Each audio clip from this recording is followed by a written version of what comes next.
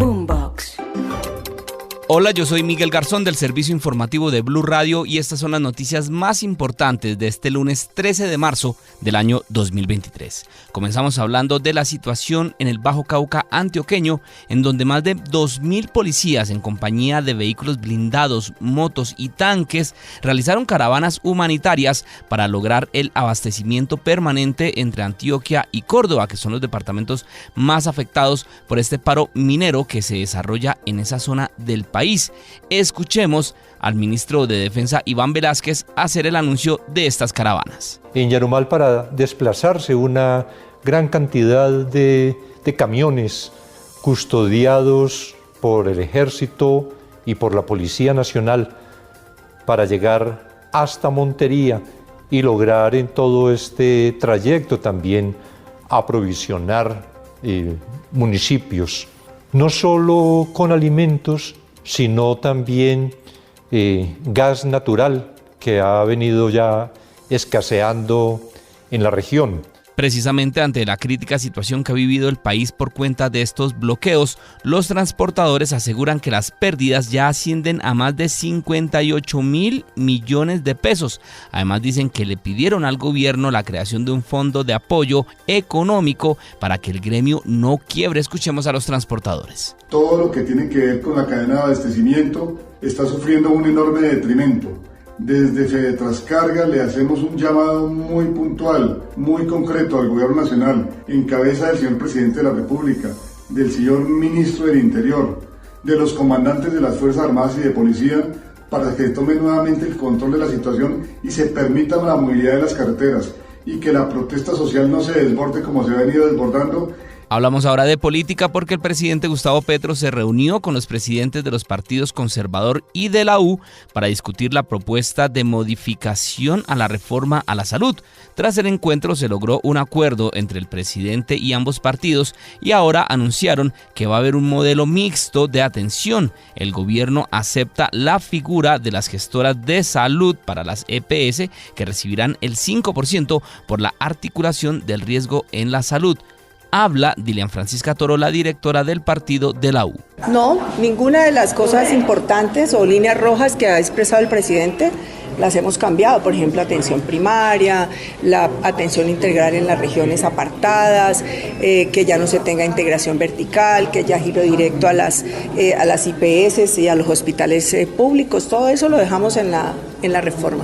Por su parte, la ministra de Salud, Carolina Corcho, asegura que con la reforma sí le van a quitar funciones a las EPS.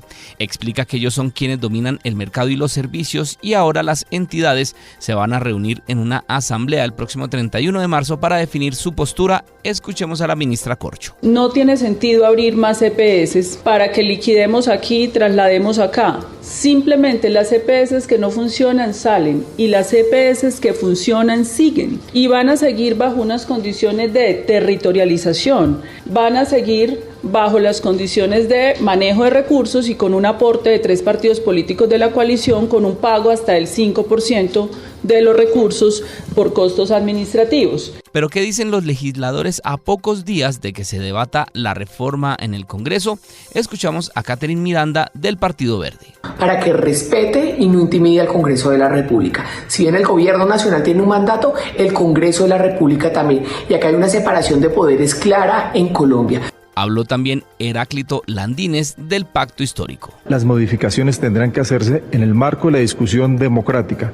No puede haber limitaciones al Congreso. Y desde la oposición hablan David Luna y la senadora Paloma Valencia. A la ministra de Salud hay que recordarle que en Colombia existe división de poderes, que el Congreso es totalmente independiente al presidente y al Ejecutivo. La señora ministra de Salud está muy equivocada. El Congreso de la República tiene todo el derecho de modificar los proyectos que presente el gobierno. Cambiamos de tema porque pese a que el gobierno nacional desistió de pedir la suspensión de orden de captura que hay contra alias John Mechas, el responsable del atentado contra el expresidente Iván Duque, en la resolución que recibió respaldo del fiscal Francisco Barbosa, hay otros 19 cabecillas disidentes recordados por ser peligrosos delincuentes y seguir liderando hechos violentos, aunque ya se habían sumado al cese al fuego.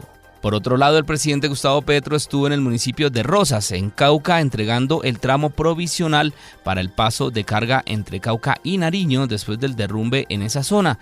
Desde allí, regañó a varios funcionarios de su gobierno porque, por un lado, les reclamó a la Unidad de Gestión de Riesgo por no aplicar la ley para la obtención de predios para reubicar a los damnificados, y además le llamó la atención al Banco Agrario. Escuchemos lo que dijo el presidente Gustavo Petro. ¿Por qué una ley con 11 años de antigüedad, hecha para emergencias y para solucionar rápido los problemas, no se ha aplicado desde que se expidió?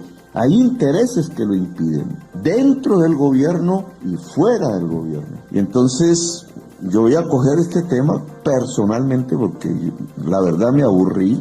Y 6 días después de que Daisuris del Carmen Vázquez Castro, la exesposa de Nicolás Petro, denunciara a través de su cuenta de Twitter que su familia había sido objeto de amenazas, por lo que solicitaba protección para ellos, la mujer volvió a usar la misma red social para hacer un nuevo llamado a las autoridades y advertir esta vez que está siendo amenazada directamente por algunas de las personas involucradas en el escándalo por presunta corrupción que ella misma destapó. Abro comillas, cada día estoy recibiendo amenazas de algunas de las personas involucradas en todo lo que la opinión pública ya sabe, dice el trino de esta mujer textualmente.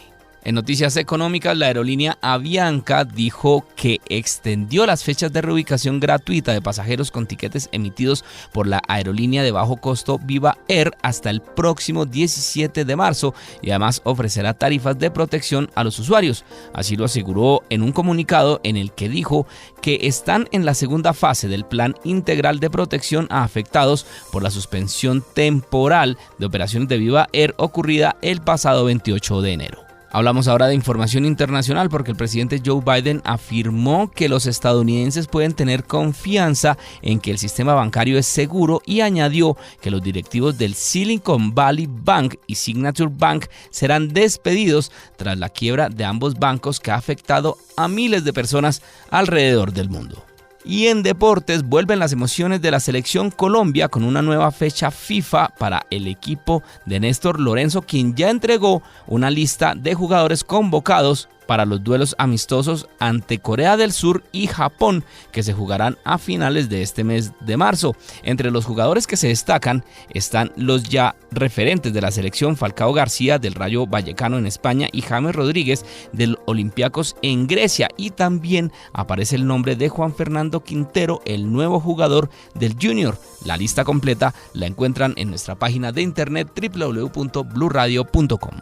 Hasta acá esta actualización de noticias. No se les olvide que todos los detalles los encuentran en nuestra página www.blurradio.com.